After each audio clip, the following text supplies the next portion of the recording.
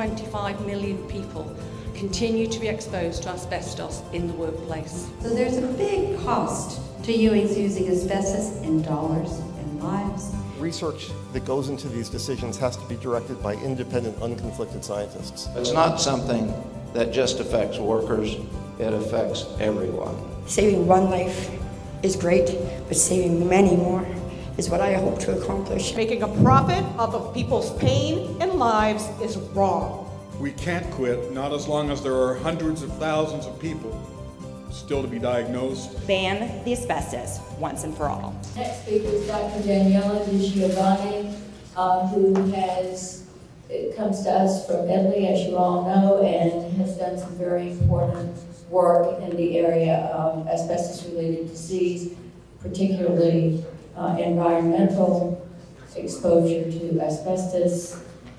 Thank you for coming.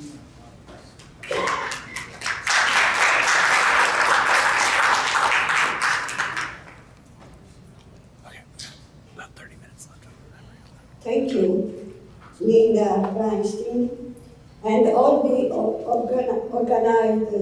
organizer of this event. Thank you for thinking of me.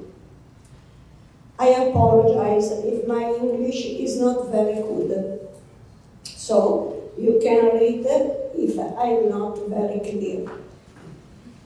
It's a great honor for me to be here today.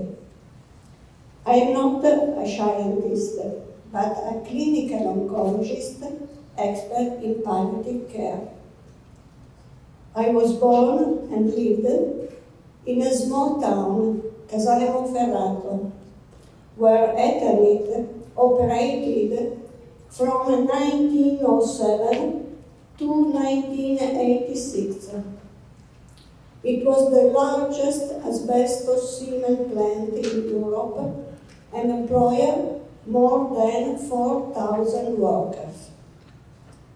Within this plant, workers were exposed for decades to breathing enormous quantities of asbestos fibers, which were handled without even the most basic safety measures and without any information to the workers about the hazards. The majority of these workers developed asbestosis with very serious impact on their respiratory function and on the quality of life and their lives. Other workers became sick and died a few months after being diagnosed with pleural and pulmonary mesothelioma. The contamination from asbestos was so extensive that even citizens who had never worked at Eternit became sick and died just from the daily inhalation of fibers in the environment.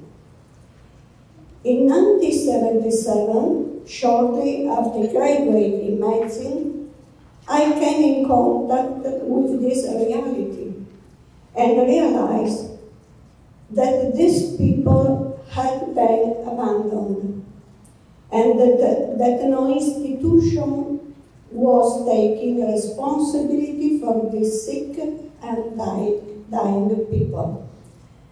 There was even a lack of information coming from the responsible public authorities as a result of an extensive cover-up campaign by Eternit.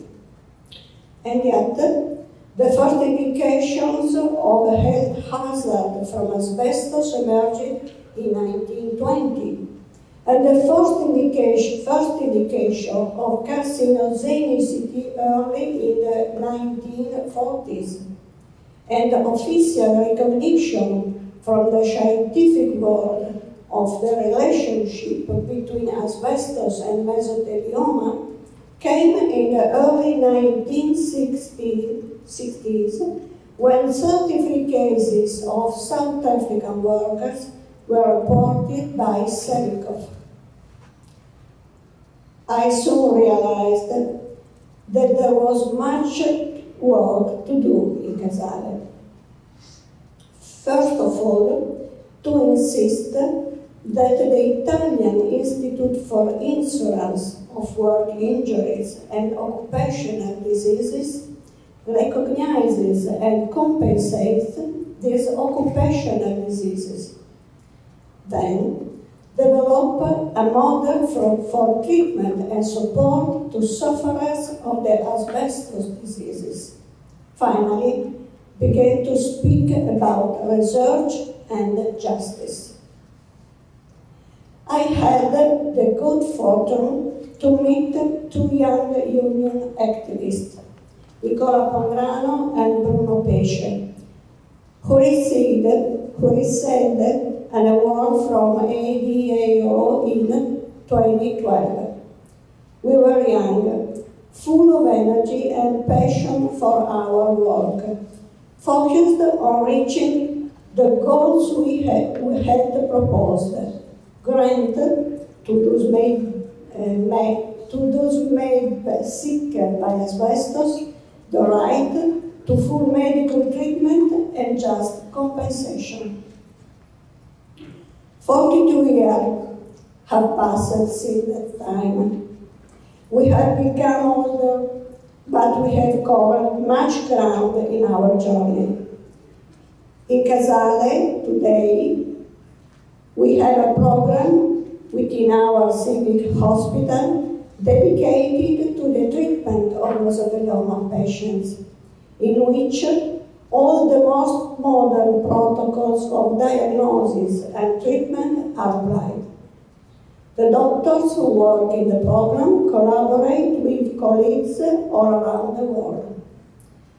I founded a voluntary association called VITAS, which supports the patients and their families from the moment of diagnosis through the whole course of the disease until the final day.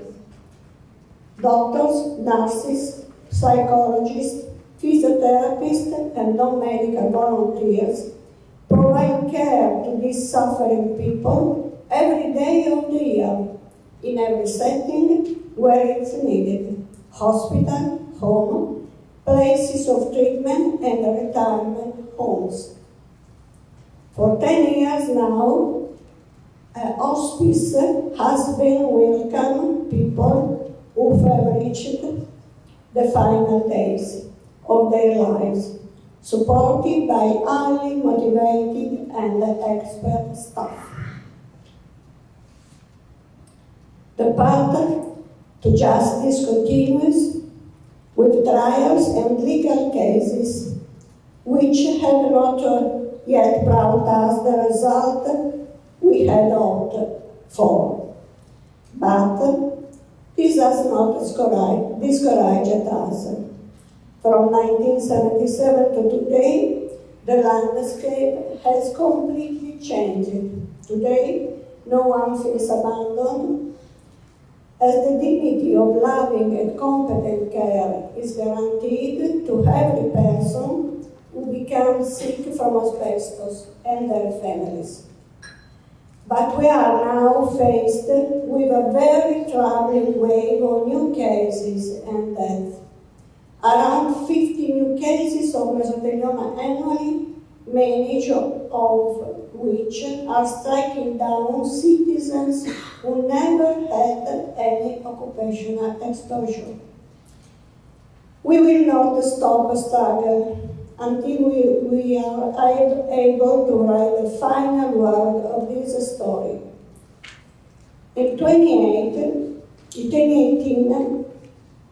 the President of the Italian Republic, Sergio Mattarella, conferred upon me the honor of Officer of the Order of Merit of the Republic. I dedicated that award to the hundreds of people I met and who are no longer with us, and to the hope that research proceeded quickly, because at least after suffering all these injustices, those who become sick deserve effective medical care, dignity, and peace. Thank you.